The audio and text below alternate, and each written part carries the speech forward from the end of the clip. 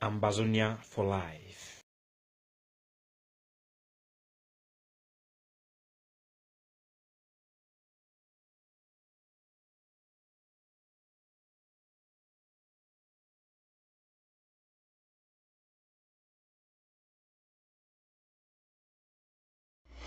Thank you, ladies and gentlemen. Thank you for watching. Thank you.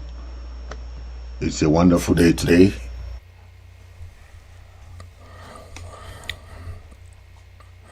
Yeah, we have some particular topic to talk about today, and we want to let you know it will be brief, but there are very important discussion that we're gonna have today about.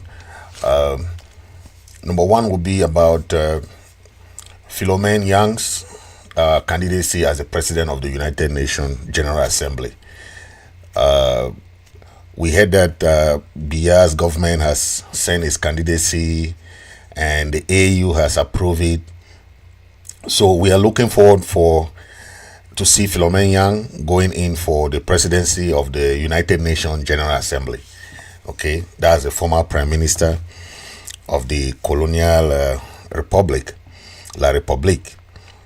We're also going to be talking about the issue of Munzo. Okay, we'll talk about Kamto, how Kamto said that he's not going to support referendum, he's not going to support any other thing than federation. Then we're going to also talk about the failure of the Swizz-led negotiation process we're gonna go into some issues that the chief mediator, discussed during his show with Comrade Chris Anno on the ABS TV last week, where we saw him explain the detail about what happened during the failed Swizz-led negotiation process. So we are gonna be talking about that, okay? But for now, we have the Phelomen Yang's issue, right, where we saw him going in as the candidate for the United Nations General Assembly president, and we are seeing this as a political tool by the Republic of Cameroon to use it as a political tool against the struggle for independence for the people of Southern Cameroon. And we have seen this in many instances where they will try to put an Amazonian ahead of what they are doing to paint a picture that they have been giving Amazonian chances, whereas the real bosses are behind the remote controlling these guys. Okay, there is no way you tell us that Biya has been doing this. Okay, they are doing this so that they can control the narrative, right? The candidacy of Phelomen Yang to the presidency.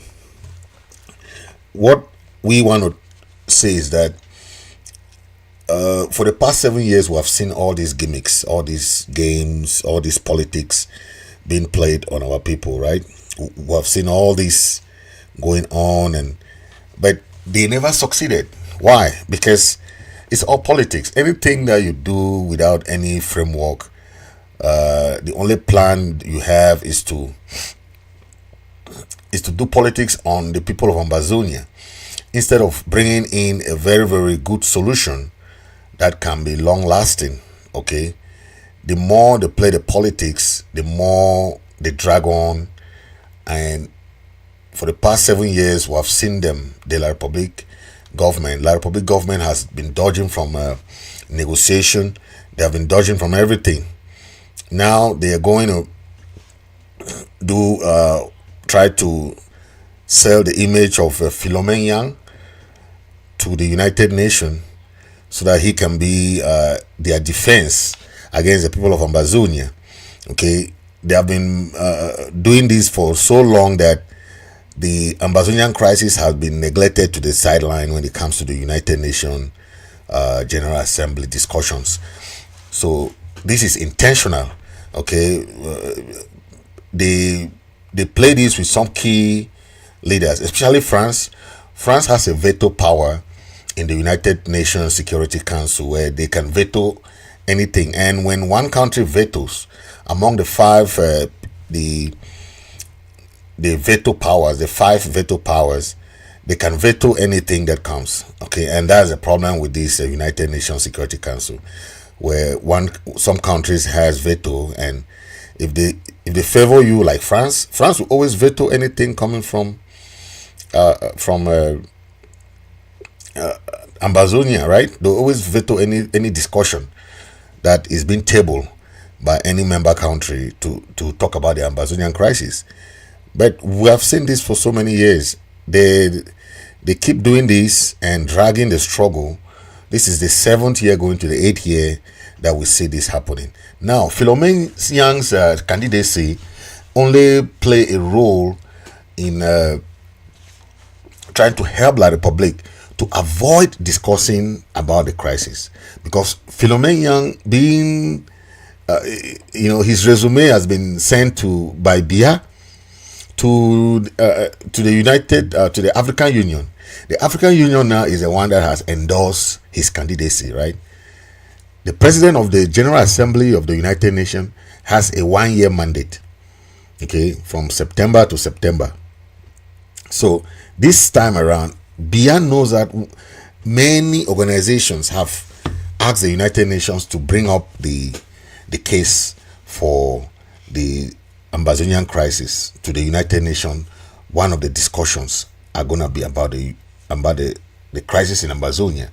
But since La Republic has always been acting in the form of defense, Okay, they have never acted, to see how to help to resolve the crisis.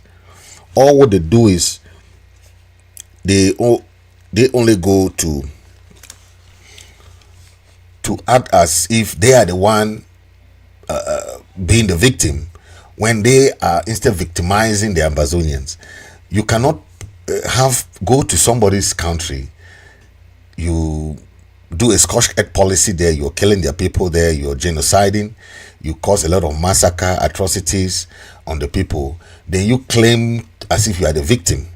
Okay, the people are there in their land. They have an identity. They are not Southwest or Northwest people. They are Ambazonian, Southern Cameroonian. They have an identity at the United Nations that was voted in 1961. They have restored their independence. What they want now is recognition. You are trying to defend the indefensible. Many people will tell you that this is not going to work militarily. La Republic government does not want to listen to that. They keep sending their military to kill our people, to commit atrocities. Then they put it on our own people, who are the innocent civilian.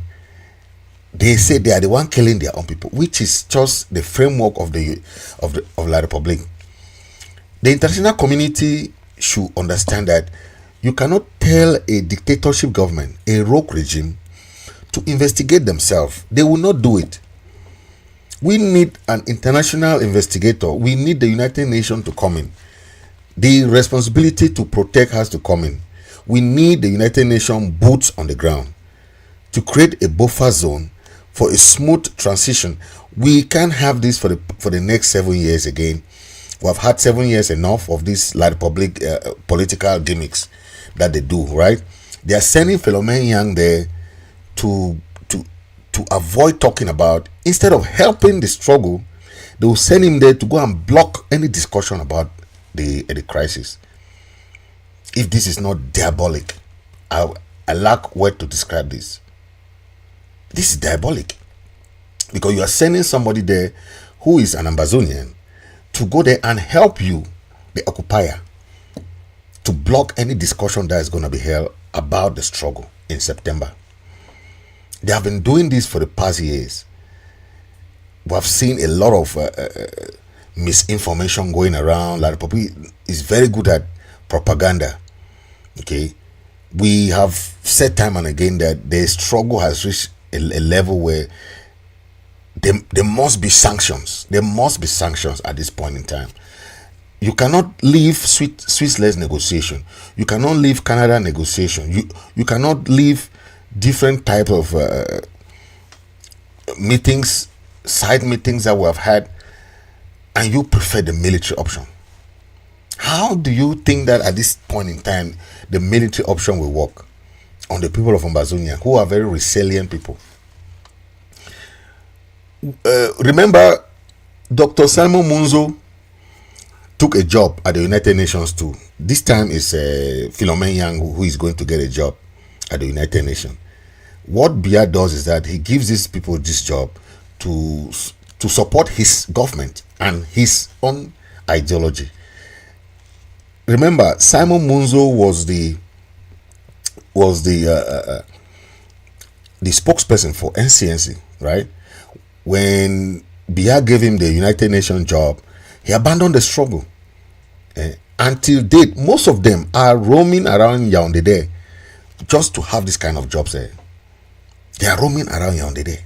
You think that they are doing something good. They are just there hanging around. When Biya is looking for somebody, now Phelomen Yang is going to has sent his candidacy. Since he was a former prime minister, he has been there in Yaoundé. I don't know what he's been doing there. They use them and dump them. Use them and dump them. That's how they are doing them in Yaoundé there. Now he's sending his candidacy to be the president of the United Nations General Assembly for 1 year. Then you go back to Yaoundé again, still wait again for another opportunity. That's how they are using them. Even Munzo was whether Secretary General of World War there at the United Nations. He went there, abandoned the struggle. He was a spokesperson back then of the NCNC. So you see, this is the politics that they are playing on the people of Southern Cameroon. We will not keep playing this politic. No matter what they do, we know our people have a just cause. Okay, and whatever we are doing with the right path. Okay, but we are going to do what it takes.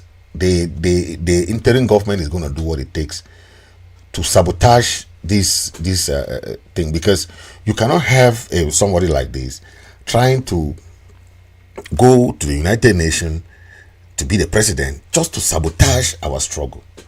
Right? That's the only work Bia is sending him to go and do there. Okay. Any appointment you see now, who is an Anglophone or Southern Cameroonian, they put them there just to help the government. They don't go there to help. Even the parliamentarians, the chiefs, you see, as they are bribing chiefs here and there, bribing parliamentarians. You saw what the guy called Ngala Gerard was doing, right? Giving people open bribe like this. That's how now it's open bribery and corruption. You're giving people physical money like this. You are not even ashamed of what the international community would think about that kind of act. To children to march in 11 February, giving them $1,000, $1,000, not $1,000. I mean 1,000 CFA. That is like $1 here, $1. Now, after the 11th February, what happened? They are now going around empty stomach. That's how the country is built. The country is built on eat and sleep, eat and sleep, eat and sleep. There's no production, nothing. That's the kind of government some of you guys are supporting. But anybody that has a link with the government, or you're supporting what the government is doing, you are part of the government. Okay, so anything that comes with the government, you are part of it, right? You're part of it because you are part of the issues going on. Okay, so the consequences will always come and follow you because you are part of the government and you're supporting all the government atrocities, the government what the government is doing, right? So we are saying this because Phelomen Yang is going to represent the government. He's going there as not as an Ambazonian. He's going there as an individual from the government, endorsed by the government. Then we want to let the African Union know that endorsing someone like this is not in line with, because you are sending somebody there. First of all, the African Union has not done anything in the struggle. Okay, we expect African Union to do more, especially when it comes to helping in the crisis, right? For the past years, we expect African Union to do something. We know that the African Union was supposed to help in the Swizz-led negotiation, and even afterward the Canada negotiation. Okay, yes, but we have not seen anything. The reason why we see this struggle being one of the most neglected crises, and the African Union is silent. So why do we expect other regional bodies, other international organizations to come and help when African Union is there? That's what we have to be asking African Union, right? Yes, we have seen the AU being criticized for not taking this proactive step. We need to see something proactive. The AU was in favor of the Swiss-led negotiation, right? But since the Swiss-led negotiation failed, what happened now? What is wrong with that? The AU cannot step in to effectively mediate between the Cameroon government and the Ambazonian movement. We want to see that, right? Because what is the use of AU? See, look at the human rights abuses committed by the Cameroon military. Look at how people are dying every day. What is happening? Even to the AU can use even the ECOWAS, use even CEMAC. Those are bodies that are there in the Central Africa and West Africa. This is what we see how the AU is failing, because you see even these countries are leaving ECOWAS. Benin, Mali, and Burkina Faso just left ECOWAS. Why? Because it's failing. right? It's failing. We expect more from the AU. What are they doing? The Ambazonian crisis has been overdue, long overdue. Take a look at this report. You see what I'm talking about.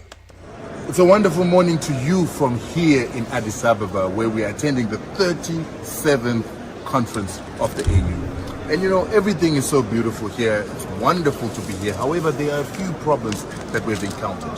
So first of all, let's tell you one of the problems that we encountered. We're trying to get an Africa that is saying part of the AU theme is to make it easier to move around the African continent.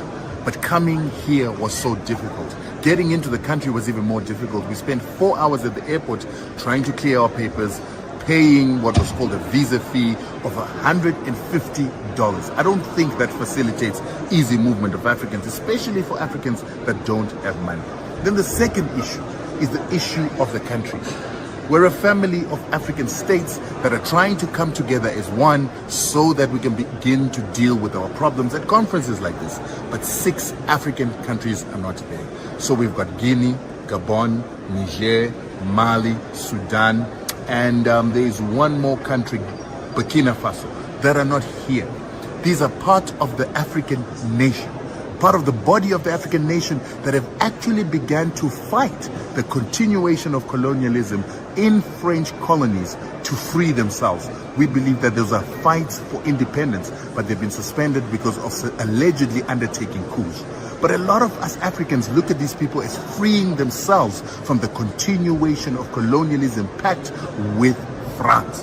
And so that's why we don't understand why they're not here, why they're not sitting with other African leaders to deal with African problems in the African family. But what is ironic is we've got French people sitting here, Italians, Americans, the British, our former colonizers sitting in our meetings, but we've got African leaders that have freed themselves from France-Afrique, not present here. These are some of the problems that we need to deal with. Another thing that we need to deal with is something called EPF, the European Peace Facility. Now, this is a new facility that came in after the African Peace Facility expired.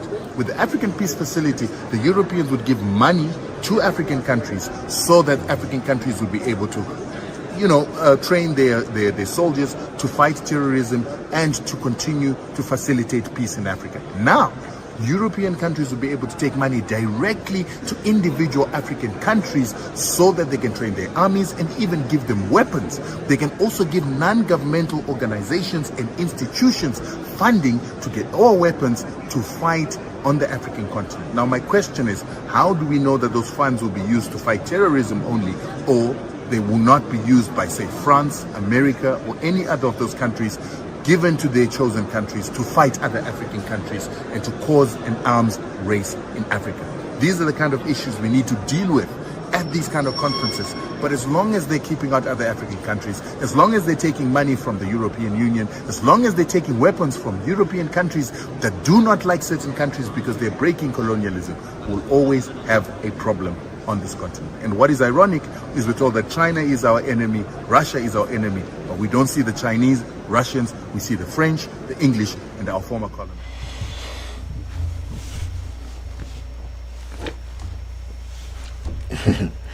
Wow, that was a good report. I hope you got a sneak peek of what I was just talking about, right?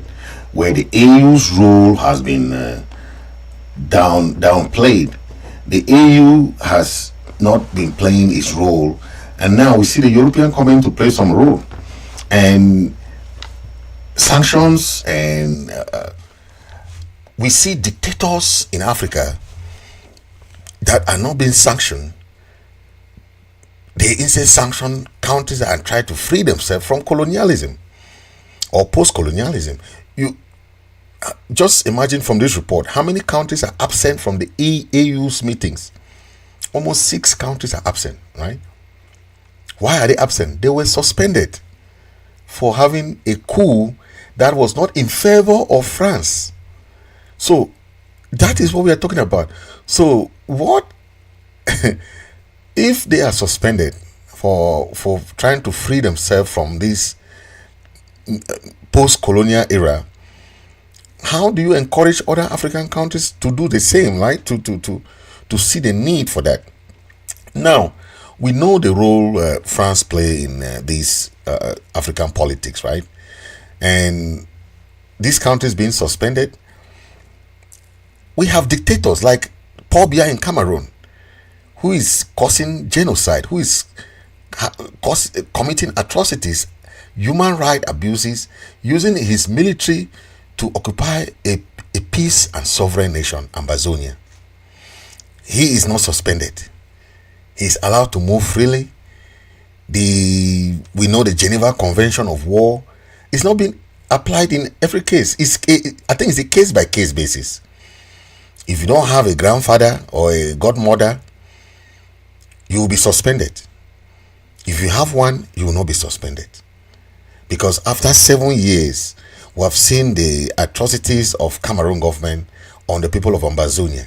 I think it's high time we start seeing sanctions, meaningful sanction, and making sure that they drag the La Republic dictatorship occupier government to the negotiation table. That is what we want to see.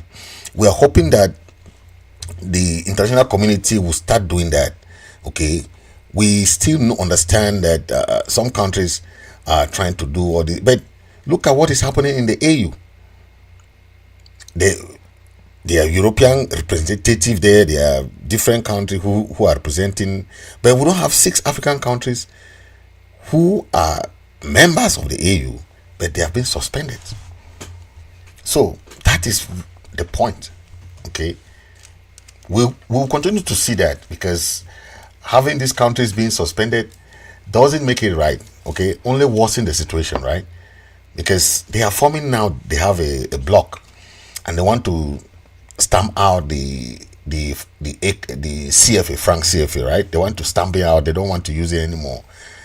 So the more you suspend these countries, they're getting stronger. They have formed a bloc. They have formed a bloc by themselves called, they want to use the new money called Sahel. That's their new currency.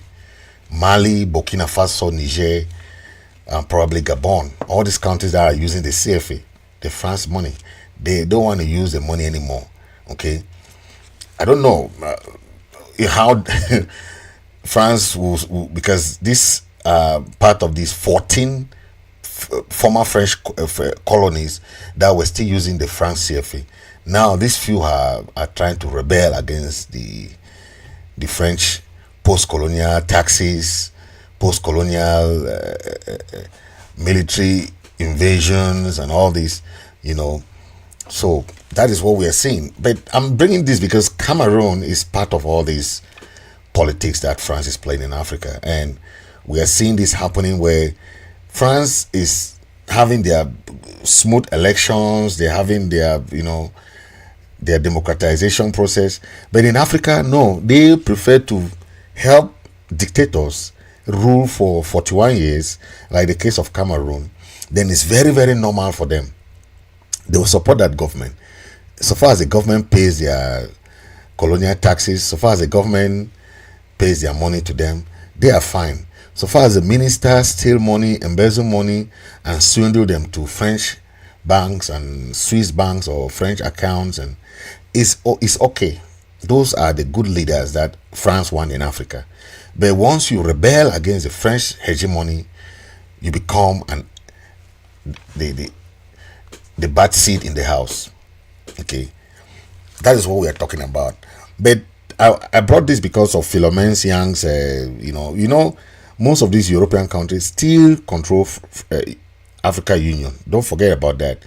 We understand the politics going on there, but I mean, these countries have started taking their destinies in their hands. Okay, because if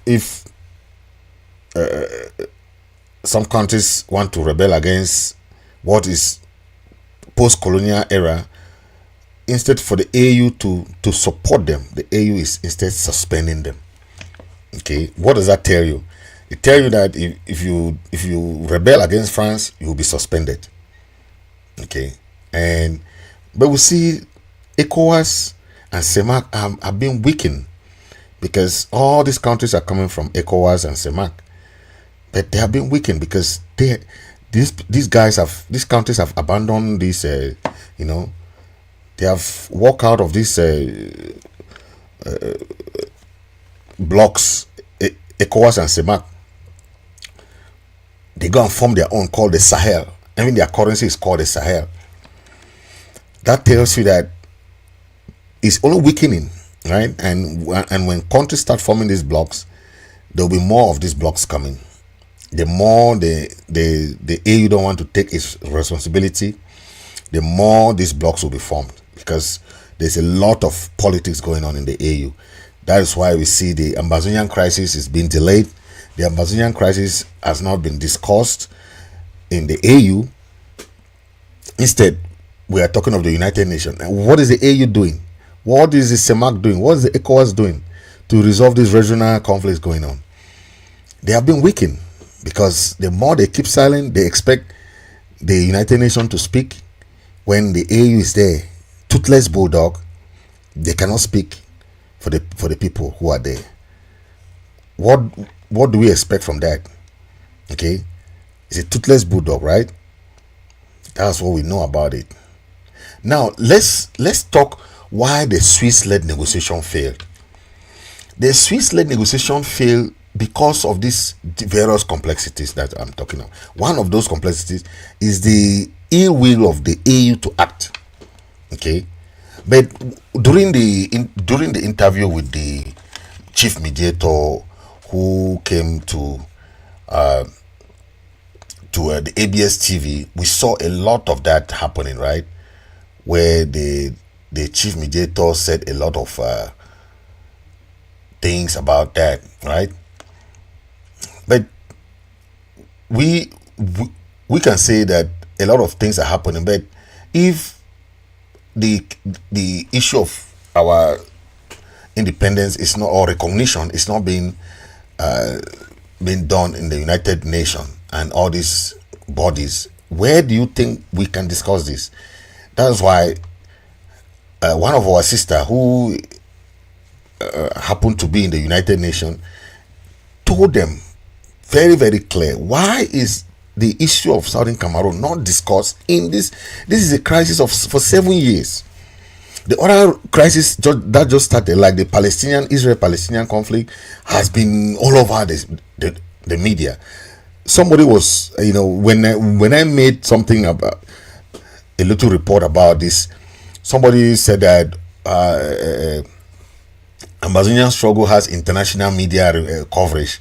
That why should I say that? He forgot to know, when we talk of international media, we have our Amazonian medias, we have our different media, right? But they are not international, so to say. Okay, the views, how many people watch our local medias? But when we talk of international media, we're talking about CNN, talking about BBC, talking about Al Jazeera. How many times do we hear these people talking about our crisis? We want to see that coming, right? Take a listen at this lady. She was very mad.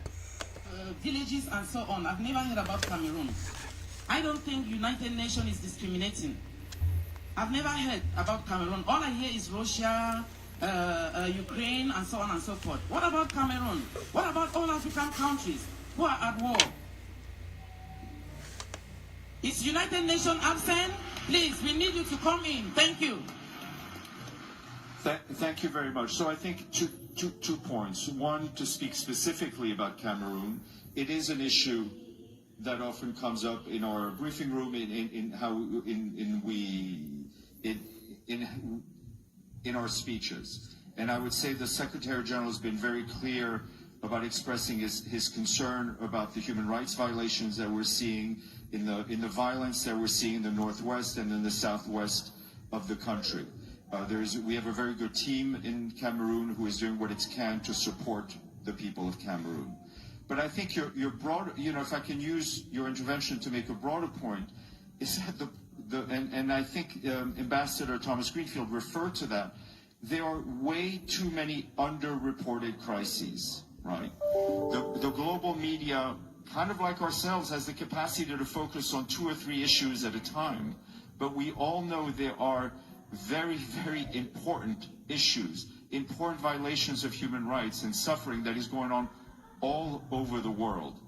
And I'm often asked, like, what is the worst crisis in the world? And my answer is always, it depends where you sit, right?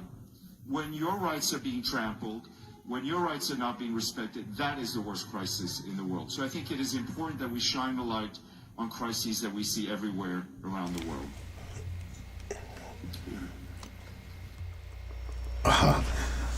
So you see, there's a lot of politics, going on in the United Nations. You see, that is our sister from Southern Cameroon. She's asking, why is the crisis? Why is there very little focus on the Amazonian crisis, the Southern Cameroon crisis? Then there's so much talk about that. Since she has been there, she has not heard about the other, about African crisis and Cameroon and Southern Cameroon, Amazonian crisis being talked about. But from the answer she got, we can say that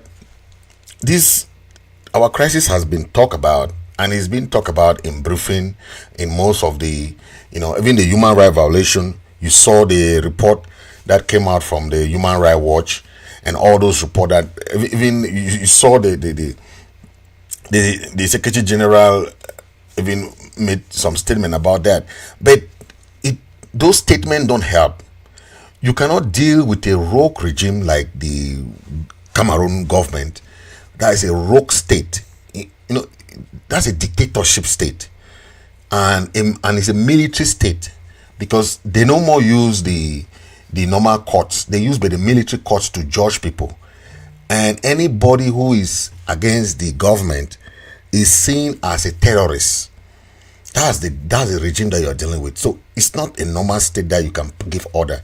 When they do the atrocities, they commit these scorched earth policies, they will first have what they call the denial policy.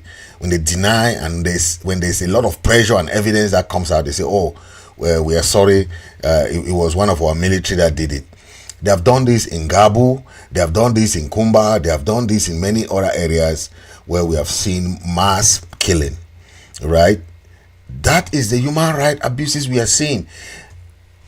When can we start having sanctions?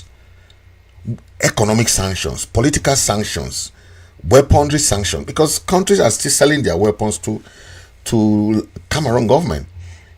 The only country I know that they gave military sanction is the United States. They stopped giving the military support to Cameroon when they start killing Amazonians, and they stopped also Cameroon from the American Africa Free Trade AGOA. And also, even the Trump administration even gave a visa ban to Cameroon government officials who are promoting the war. But the Cameroon government keep using their military option when even the international community is telling them that they should go to negotiation table. So what do we expect the international community to do when the Cameroon government, the rogue regime, doesn't listen to all this quagmire of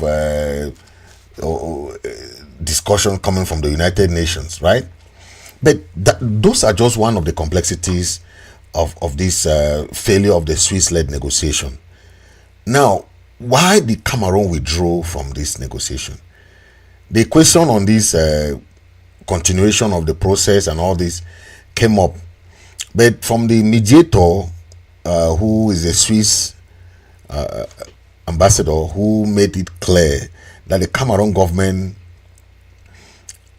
did not even understand the process, and they did not even know that they will not come and decide on the end game of the process. When they saw that the process was so complex and so that they have to sit one-on-one, okay, side by side with the Amazonian leadership, they felt as if they did not want to continue that.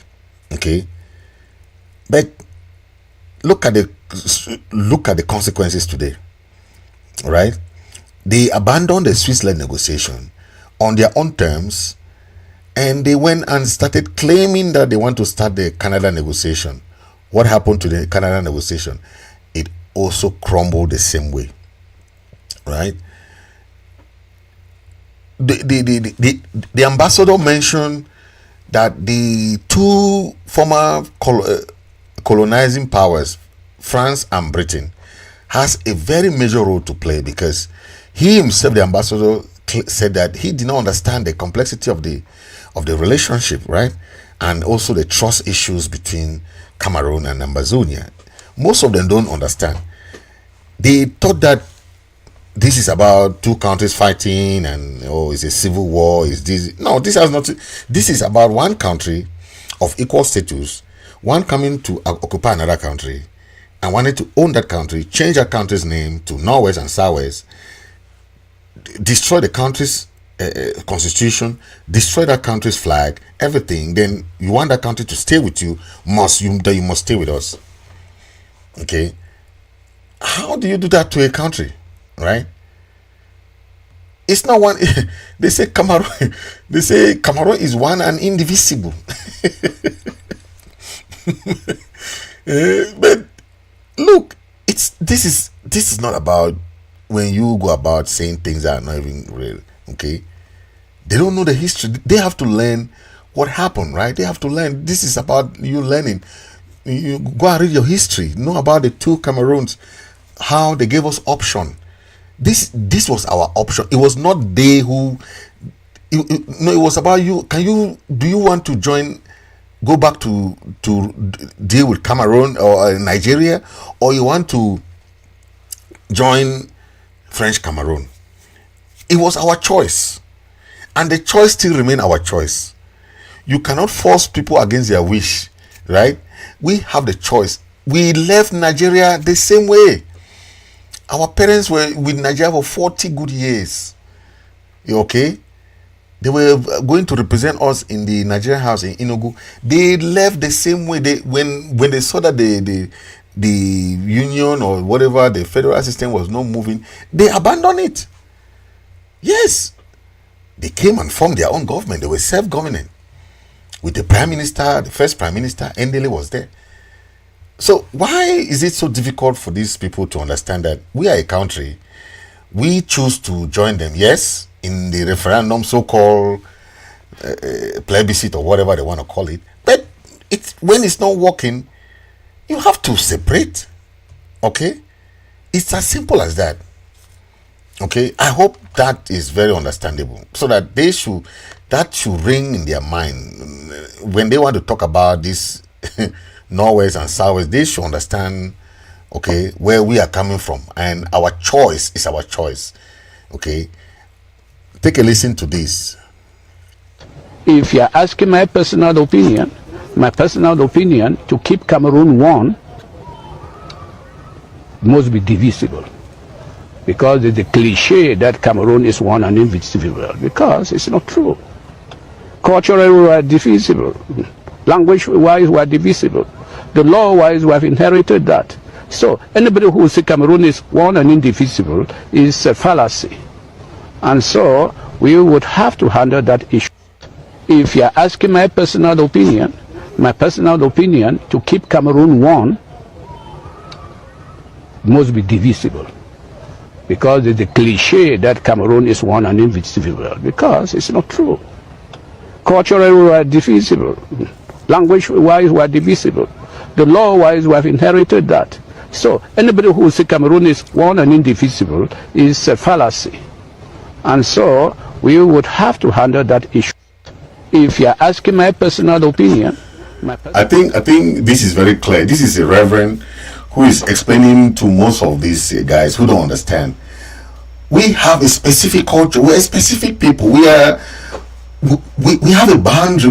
We have an identity. You can't take that away from people, right?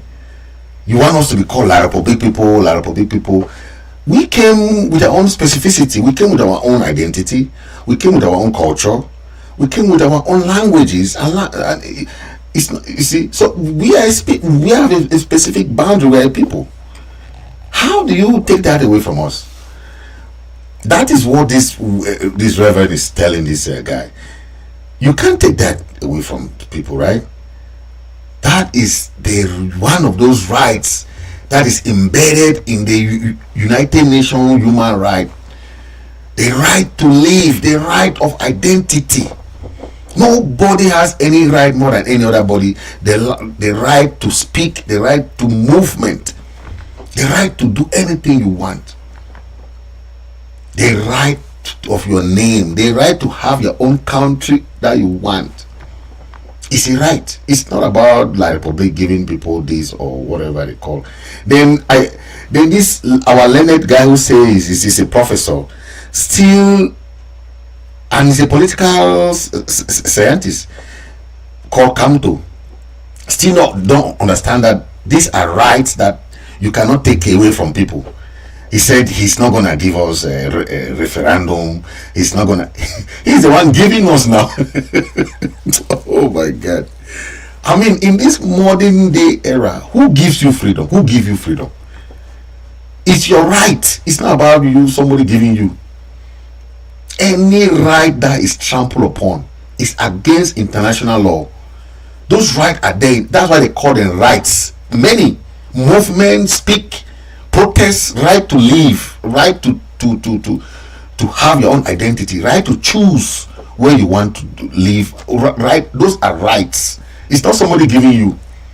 Okay, nobody give you any right. Everybody is equal in front of the law. There is nobody who is more than law. Even nobody is more than law. So let nobody fool you that they will give you this. Who give you freedom? Nobody give you any freedom. He said those are rights, and everybody has those rights. Okay, the United Nations spell that we have the right to self-determination. Don't forget, those are one of the rights. Nobody tell you anything different because they don't understand the law first of all, and they want to fool you, or they want to manipulate you with their misinformation. Then you get to no. The United Nations spell it out. Even the AU spell it out. That's why the AU is so afraid to come to this our conflict, because they already spell those things. It's already in the law. Countries should respect their boundaries and independence. That there's no argument about that one. We have a boundary. Amazonia's case is so special that I don't even know why this. That's why like police don't want to come to negotiation table. They don't want to come. Our case is very, very special. Like we don't have a case because they don't have any document of union. So let nobody tell you anything different that word. No, you have your name, you have your country, you have restored that independence that they gave you. 64 countries voted for your independence in 1961. Nobody can take that from you. Except those same countries will go back there and say, okay, we did not vote for your independence. You cannot force somebody against their wish. You cannot do that. Anybody saying something contrary doesn't know the history, doesn't know his rights, doesn't know. You see, no one has any right more than you. Everybody on this planet Earth has the same right. Whether you are black, you're white, you're Hispanic, you are whatever, you have equal right in front of the law. So let nobody tell you that they have some right that you don't have. No. Even the military will come and do that nonsense around you. You have your rights. They are doing what we call occupation, and they're doing what we call neo-colonization. Because whatever they are doing, they are forcing you to go and do things that you don't want to do. They are forced. That is against your wish. And it's against your right. The killing of women and children is against the law. We have the law of war. You don't mistreat prisoners like they are mistreating our prisoners of war. You don't mistreat women. You don't touch women. Those are already in the law. That's what they call the Geneva Convention. It's there. It's written on paper. And La Republic government signed it. So they are part of that convention. So they know that they are breaking the law in Amazonia. They know. So let nobody fool you. What they are coming to do in Amazonia that is right. They are wrong. The only country that is trying to defend them is France. But you saw when France put up our flag in a TV segment, They were screaming, oh, pourquoi France, oh, l'Amazonie a fait ceci, l'Amazonie a fait cela. The law was, they have broken all the laws. La Republic has broken all the international laws in Amazonia. So let nobody keep blaming our people. If you blame our people for self-determining their rights, then you don't know the international law, you don't know even your own rights. Because your own rights have been trampled upon, you don't even know your rights, then you are blaming Amazonian people for defending themselves against an occupier who's coming to their land. Then you don't want them to defend themselves. Then you yourself don't know your rights. Because those rights are for everybody. Nobody has that rights more than others. Okay? Yes. So know that. So we are calling on the AU to do more. Because the AU, you have the Africa Charter that spell it out. All countries should respect their boundaries and independence. Respect your boundary and independence. La Republic is not respecting her boundary. First, they abandoned the federal system by going to their original name, La République du Cameroon. Okay, then they don't want us to accept our own name. They want us to follow their name, La République. That all of us are La République people. They don't want us to have our own name that we brought in the union. Okay, many countries had that same thing, and they abandoned it. Many countries tried to form this union before. It did not work. I mentioned last time, I remember I told about the Senegambia. The Senegambia, they tried, it did not work. They came together and formed a federal system, Gambia and Senegal. They call it Senegambia. They stayed for some time. The two cultures did not go together. Okay, the two cultures did not go together. And when you hear somebody who doesn't know what is happening, like Professor Kamto saying that, oh, when he become president, if only he become, because I know he himself doesn't even have right there in that country. You remember he was arrested and locked up with his members, the MRC. He doesn't even have a right in that country. Can Kamto go out and speak? All his right, he don't even have that right. He's a party member, let him go and march. Let's see, let's go and protest. If he claim to have a right, he doesn't even have a right. Somebody would have a right. How can they give you a right? Oh my God, these people. Listen to Kamto. Human rights law in Plymouth University. He wants to know from you, Professor, will you allow a referendum to be held in the Anglophone regions if you become president, to all these people, so that all these people decide either to become independent or remain with the entire country? No, because I don't see the problem in that terms. I have been very clear and vocal on that issue. I will do my best. I will give what it takes to maintain Cameroon a single country, a single nation. Let me be very clear on that. I don't play politics with the lives of people. I would not try to fool anyone and to let him imagine we'll go and organize a referendum to give a chance to some people to say they wouldn't like to be part of Cameroon. No. My approach is to do the maximum to give autonomy to our brothers and sisters from the Northwest and Southwest to manage their own affairs in the framework of Cameroon. Whether you call it La République, as they say, because in French how we call it. But as we have been advocating for the federal system, we support the federal approach in the resolution of the current problem in the Northwest and Southwest. So we will say we want Northwest and Southwest to remain in the Federal Republic of Cameroon or in the Federation of Cameroon. So, have you heard?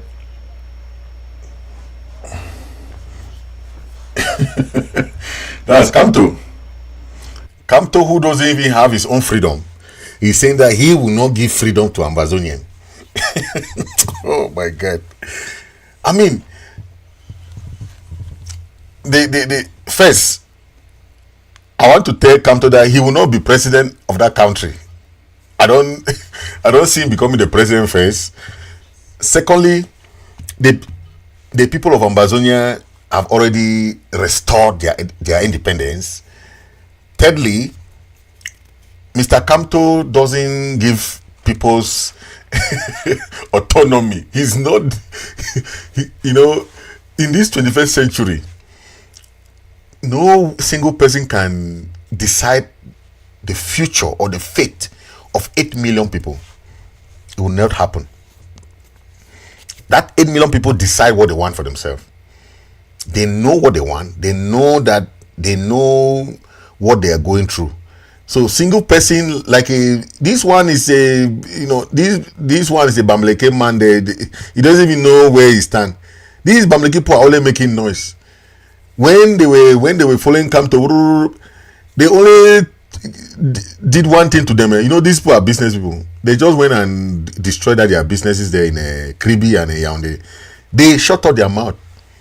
So the Bulu Beti people and the Douala people know how to handle these Bamleke people. They are business people, so they know how to handle them. So don't even worry about Kamto. That nonsense that he's saying there. They know how to handle. Kamto will never become president. He's not even. He's all right. He's not even know where he stands. Because the Bulu Beti people, the Hausa people will never allow a Bamleke man to be president. So Kamto should just keep quiet because he doesn't even have his own right there. Since when they arrested him, you have not seen one single march protest of these MRC people. Never. They are afraid now to even go outside. Somebody who is even afraid to go and protest, he say he's giving you he's not giving you referendum. First of all, our people are even nice to even say that we want a referendum, because we are just trying to give the benefit of the doubt to some of our brothers who say, hey, they want to. If not, we have already restored our independence. We're just looking for recognition. But because the international community is so complicated that if you don't do it democratically, they won't recognize you. Look at Somaliland. It's a country, flag, everything. But how many countries recognizes Somaliland? Just because the process is so complicated. You need to be democratic to win the heart and mind of some countries. But that's why we are very open, because we have a good case. If you have a good case, we are not afraid of court cases. We can go to court, we can go to mediation, we can go to whatever they want, right? Our leaders are there ready. Okay. La Republique ran away from the Canada negotiation because they thought that the leaders were not united. Then all of a sudden, the leaders started saying, oh, okay, they are going to Canada. La Republique ran away. Country. I never see country where the thief so. La Republique run. When Comrade Chris Arno said, okay, now I can go now to Canada, the other leaders say, okay, now let's go and see now how Canada is. La Republique say, hey, it means that these leaders don't come to Canada. La Republique wrote a letter. Say, no, they do not even send anybody in Canada. And they ran. So take today. But how many years, again, this is almost 2 years after they ran. What has improved? Nothing has improved, right? The killing continues. They are losing their own military, being compromised. They are carrying them to Akonolinga. Who is losing? Casualties on both sides. They are, I don't even know what they are fighting, because Amazonian people are in their land. Okay, you leave Yaoundé, come to somebody's land and be fighting the person. Bring your colonial soldiers to come and fight the people. Who is losing? You are losing. So it's a lesson to them. Kamto said that he's not gonna give. He's gonna give some kind of autonomy to Amazonian people. I get this news for Kamto. Now say good governance, and you know they missed it for the past 60 years that we have been with them. They don't have any time to even think about anything again. They have missed the opportunity that we gave them. They cannot amend fences. They cannot correct things now. It's too late. We give them the opportunities. They took advantage of us. This is 41 years of one president. 41 years, for God's sake. One president. And we are just there watching at them. But when the time came, we said enough is enough. And they have the result for themselves. Yeah, the Ambazonian that they know is not the people that they used to see. So they were very shocked. They were very surprised. Hey, can these people even riot? How did these people come about to? How did they have this power? Did they even have sense to revolt? That's how when the slave and the slave master, when the slave started revolting, that's what happened, right? That's what ended the slave trade. Thank you for watching, and God bless you. This has been your Political Lab show by Comrade Fritz Misodi. Thank you for watching.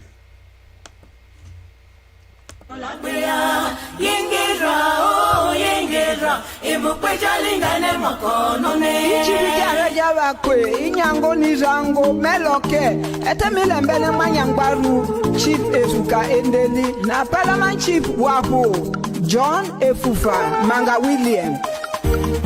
His Royal Highness Chief Doctor Esuka Endeli Mondavele Majalo Amirola Rene Roka Yaba Koja Lingane Mokonone.